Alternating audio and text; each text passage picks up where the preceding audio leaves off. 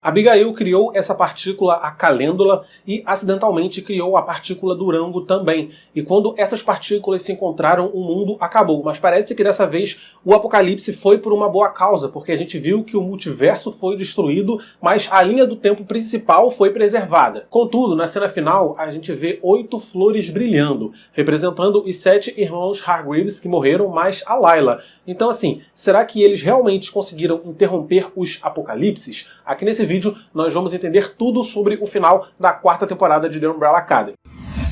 Fala galera, aqui é o Matheus Mendes, sejam muito bem-vindos a mais um vídeo aqui do canal. Vídeo esse pra gente falar de The Umbrella Academy. E eu confesso pra vocês que eu não gostei muito do final dessa temporada, não gostei muito da temporada como um todo, mas eu vou sentir falta da série porque eu gostava de assistir esses irmãos. Mas se você tá chegando no meu canal através desse vídeo, muito prazer, meu nome é Matheus e aqui a gente fala bastante de séries e filmes, então se você gosta desse tipo de conteúdo, eu peço pra você se inscrever no canal se você não tá inscrito e ativar o sino de notificação também, para você ser avisado toda vez que eu postar um vídeo novo. Lembrando que nós vamos ter aqui spoilers da 4ª temporada e do final da temporada de The Umbrella Academy. Para a gente entender bem o final dessa história, nós precisamos voltar do começo. E o começo dessa história é no episódio 10 da 1ª temporada. Nesse episódio nós vemos uma cena do Reginald Hargreaves levando um violino branco para Abigail, que está na cama, e ela gosta muito de tocar violino, né? A Abigail fala pro Reginald levar o violino com ele para alguém que mereça.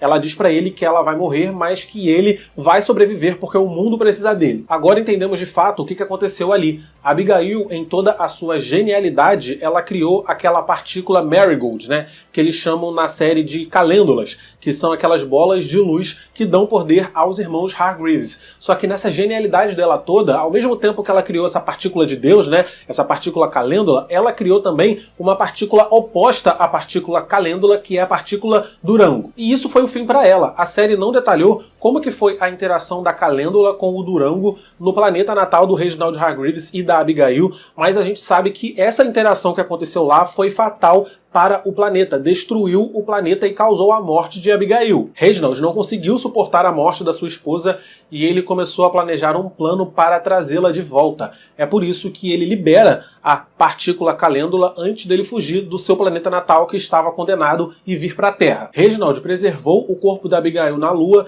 e veio para a Terra, porque ele sabia que as calêndulas encontrariam receptáculos, né? E ele sabia que crianças superpoderosas nasceriam. Ele só não imaginou que ao liberar a partícula Deus, a antipartícula, a Durango, viria junto. Mas por que o Reginald veio para a Terra para tentar ressuscitar Abigail? Isso é explicado na 3ª temporada. O Reginald conta que quem quer que seja que criou o mundo, Deus ou outra criatura que tenha criado o mundo, colocou no mundo uma forma de dar reset nele em caso de aniquilação total. A pessoa que criou o universo também criou esse portal para uma outra dimensão onde você conseguiria dar reset no mundo. Então, o criador do mundo colocou guardiões super poderosos para impedir que essa tecnologia super avançada caísse na mão de malfeitores. O Reginald achou esse portal e ele construiu Obsidian ao redor dele, assim ele teria controle sobre as pessoas que se aproximassem daquele portal. Ele saberia todo mundo que está ali dentro daquele hotel, né? A pessoa para entrar no hotel ela precisa se registrar. Então o Reginald ele teria controle de todo mundo que poderia ter acesso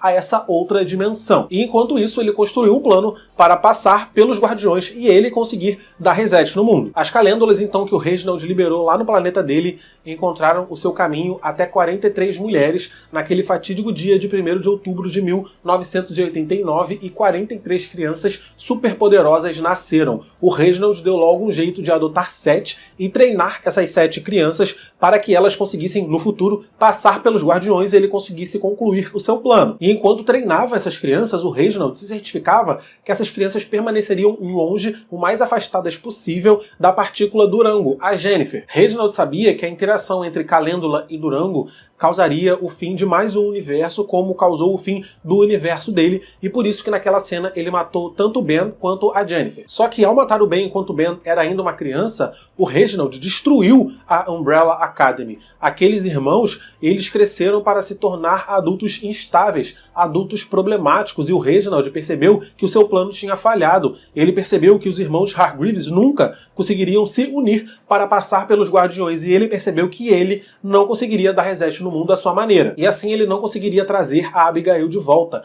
Por isso que o Reginald se mata no primeiro episódio da primeira temporada. Ele precisava reunir os irmãos. Ele sabia que o Victor era uma bomba relógio, e uma vez que todo mundo fosse reunido novamente no mesmo lugar, traumas do passado ativariam gatilhos no Victor, e era questão de tempo até o Victor destruir o mundo. Ele sabia também que os 5 tinham o poder de viajar no tempo, né? Então o que eu acredito é que o Reginald se matou já pensando que o 5 ia dar uma forma de viajar no tempo, porque viajando no tempo, o 5 criaria uma linha do tempo alternativa, e o Reginald precisava disso. Ele precisava de um reset, ele precisava ter uma nova chance de fazer o seu plano dar certo, que foi o que aconteceu. Nessa outra linha do tempo, o Reginald adotou as crianças que viraram a Sparrow Academy. E aí foi tudo que a gente viu na temporada passada. No final, o Reginald conseguiu resetar o mundo da sua própria maneira, ele conseguiu trazer a Abigail de volta e ele se colocou no lugar de como quase o Deus, né? O imperador do mundo. Ele controla tudo nessa nova linha do tempo. Ele tem os prédios da cidade todo com o nome dele, e agora ele e a sua esposa Abigail assistem todo mundo de cima. Reginald controla tudo e todos, com exceção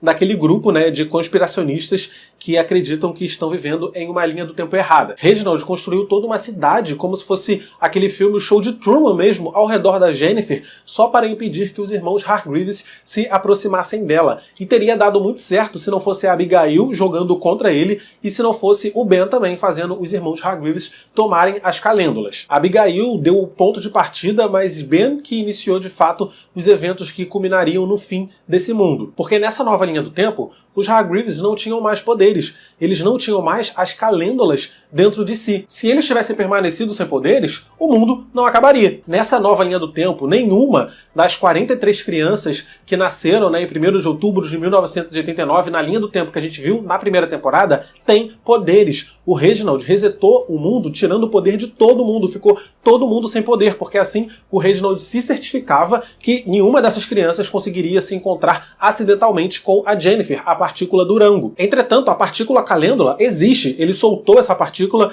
e ao resetar o mundo, o Reginald não conseguiu fazer com que essa partícula deixasse de existir, sabe? Então o trabalho que ele tinha era manter esse objeto com a partícula calêndula longe da Jennifer, o que seria um trabalho muito fácil, porque a Jennifer é uma pessoa e ele controla praticamente o mundo inteiro. Então a missão dele era esconder um objeto de uma pessoa, tendo o mundo inteiro para esconder esse objeto. Então, assim, teria dado muito certo o plano do Reginald se não fosse a Abigail trabalhando contra ele. A Abigail esteve se passando pelo Sig Grossman o tempo todo, e era por isso que ele tinha aquele jarro com as calêndulas. Foi por isso que a Abigail raptou o Victor e contou toda aquela baboseira, aquela história, né, de que ele precisava resgatar a sua filha. A Abigail estava se certificando de que os irmãos Hargreaves recuperariam os seus poderes, recuperariam as suas calêndulas, e ela estava colocando também esses irmãos no caminho para se encontrar com a Jennifer, porque ela colocou as peças posicionadas e ela fez essas peças agirem, ela fez essas peças interagirem, e ela sabia que quando ela colocasse os irmãos Hargreaves no caminho da Jennifer, aconteceria essa interação,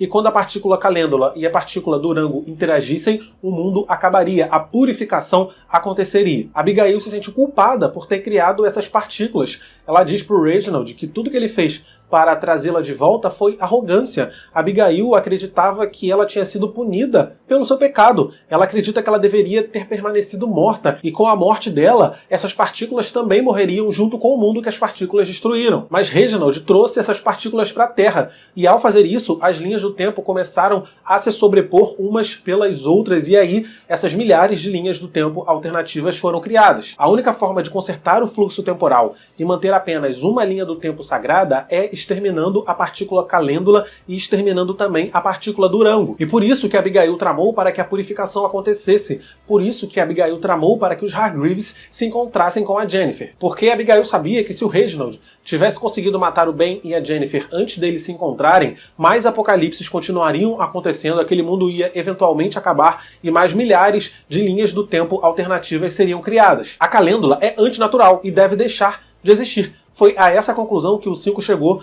lá naquela cena que ele conversa com milhares de suas próprias variantes. E o showrunner da série disse que ele sempre imaginou que o final da história seria dessa forma também. Ele disse que queria explorar essa questão filosófica, né? Será que você continua sendo um herói mesmo que ninguém se lembre da sua existência? Porque o que aconteceu com os irmãos Hargreaves e a Layla foi isso. Eles foram apagados da existência. Toda aquela lembrança que eles tinham da infância, que eles tiveram uma infância boa, né? Uma infância combatendo o crime, sendo amado e adorado por todos, não existe mais, nunca existiu. Eles nunca foram famosos, eles nunca foram conhecidos por ninguém. Ninguém lembra da existência da Umbrella Academy, com a exceção, é claro, da filha da Alyson e da família do Diego, né? Os filhos do Diego e da Layla, porque eles sim, eles permanecem com as suas memórias. Mas eles são os únicos, porque ao apagar as suas próprias existências, a Umbrella Academy também resetou a vida de todas as pessoas que tiveram contato com eles nas múltiplas linhas do tempo em que eles existiram. Sabemos que o 5 criou a comissão, né? Então se o 5 nunca existiu, a comissão também nunca existiu.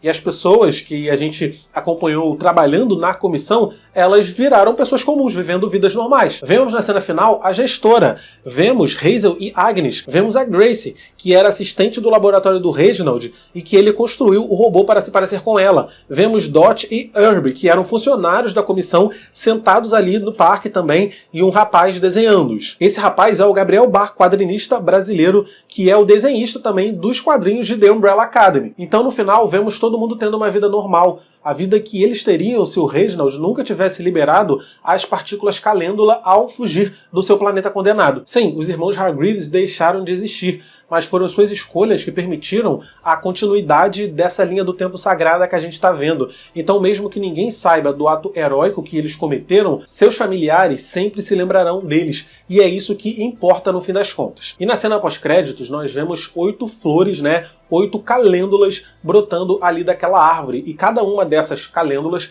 representa um dos irmãos Hargreaves que morreu. Tem uma pro Ben, tem uma pro Luther, tem uma pra Alyson, tem uma pro Victor, tem uma pro 5, tem uma pro Klaus, tem uma pro Diego e tem uma pra Layla. O showrunner afirmou que a cena dessa flor foi colocada aí como uma forma de honrar os Hargreaves. Então, mesmo eles não estando presentes e não sendo lembrados, o mundo deu um jeito de honrá-los. Mas não, eles não vão voltar. Isso não significa que teremos pessoas com poderes, porque a série acabou. Essa foi a última temporada da série e esse foi o final da história. E mesmo sendo um grande fã de The Umbrella Academy, eu não gostei muito dessa última temporada. A coisa mais interessante pra mim da série é ver a interação entre os irmãos. E isso foi legal aqui, mas essa foi a única coisa legal que teve na temporada. Uma das partes mais interessantes era ver como que cada um dos irmãos lidavam com seus poderes evoluindo, né? Mas parece que nessa temporada eles esqueceram completamente de toda a evolução que esses poderes tiveram. Alyson se transformou na mais forte de todas na temporada passada, conseguindo alterar a realidade através da mentira, e aqui nessa temporada o poder dela se reduz à telecinese. Victor tinha todo um poder ligado ao som, era fascinante a gente entender como que funcionava o poder do Victor, mas aqui nessa temporada o poder dele foi reduzido a soltar rajadas de energia. E só Victor e Alyson que tiveram os seus poderes mudados, né? Porque todos os outros irmãos